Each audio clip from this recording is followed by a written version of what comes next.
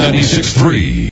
Hot 963, Blazing Hip Hop and R&B. We're live here at the Survivor casting call. It is still going on, and there's so many hopefuls out there who want to be this gentleman that is standing next to me. And let me tell you something. This has got to be, I don't know, for me, it's a pleasure to meet you, Rupert, because you've been a big fan of so many Hoosiers and around the country. And now that you're here at the casting call, is this amazing to see all these people coming out to try out for this show?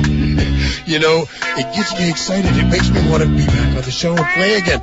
I want to jump on that camera and tell them, you know, twice in a row wasn't enough. I'd love to play a third one. I even called up Survivor a couple months ago now and said I'd go out and play one for charity. Do it, you know, get all 16 of us to go out there and see how that would change the game if everybody was out there playing for charity. I know I might be a little more sneaky if I knew I was playing for my kids group. I was going to say, let's talk about your kids group. First of all, Rupert's Kids, and of course it's here in Indianapolis. Let's talk about that. Exactly right, here in Indy. I've been for 15 years before Survivor, been working with kids in the juvenile court system. Those last stopper kids that aren't making it in education and slowly getting booted out of school. You know, with our educational system throwing away the vocational training, getting rid of the music departments, not having the extracurricular, all they're having really left is the core classes. When our kids are not making it in that, to keep their scores up, and I know a lot of people don't like hearing it, but our kids do get thrown out of school and get put into the alternative classes. We take those kids before they really hit bottom and start showing them how to make a living. And in Rupert's Kids right now, what we've really started specializing in, those kids that are transitioning out of the programs, that 18-year-old kid that's in the guardian's home or the group home or the foster home or the halfway house or the somewhere where at 18 they're getting put out on the streets. We're taking these kids and we put them into our supportive living and got them working out in the parks program. We just finished the Christmas tree mulch here in Indianapolis, you know, and I mean, I even love that one where you're taking the Christmas trees, throwing them into the shredder and they're mulching the trees. You know, that's a really cool thing. But and like the program we've got during the summer of park adoption, where we do all the landscape, all the maintenance, all the weed eating, all the mowing of these parks, showing our kids how to give back to the community, showing our community that our kids have value, saving the city money, not taking anything from the city, state, local, federal governments, just giving back.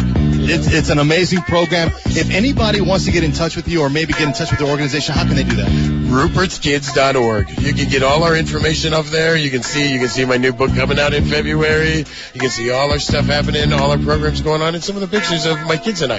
That's so wonderful. Rupert, always a pleasure to run into you, man. And I tell you what, this is one of the most genuine people I've ever met, and thank you so much for your time. And it's got to be amazing to see Survivor 15 and then seeing 16 and everything.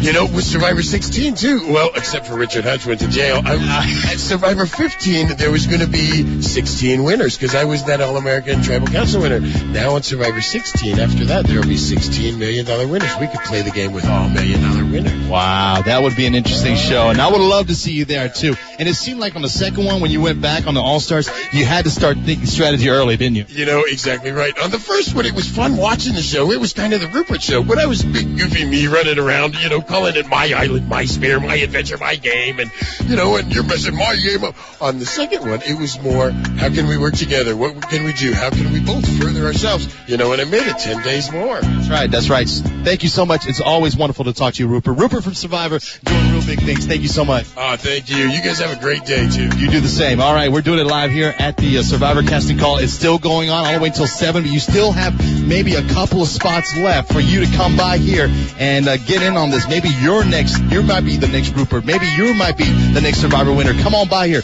96 at Keystone is going down with Jim Jones right now on your radio. Hot 963. You know we can't have one enough, so we had to double up. Unless my head is